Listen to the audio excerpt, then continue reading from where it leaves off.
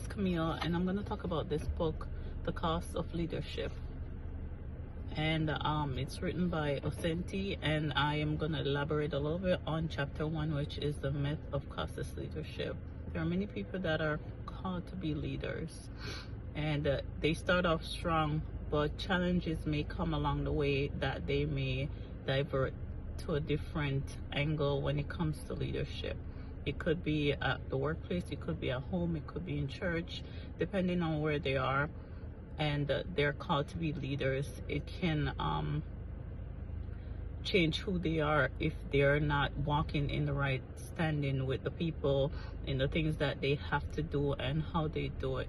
It can bring emotional stress, it can bring shortness of life, it can bring physical issues with the individual if they're not doing what they're supposed to do. Perfect example as Moses.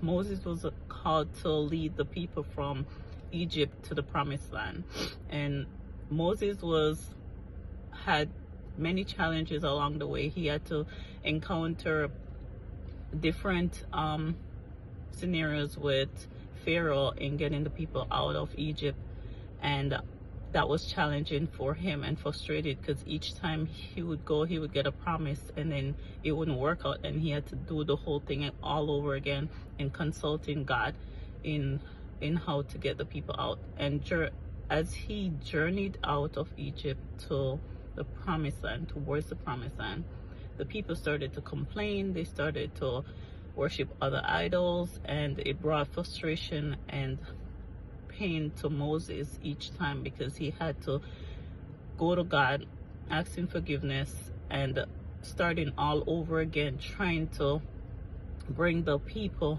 in right standing with the Lord. And it was frustrating for him, and it cost him not going to the promised land.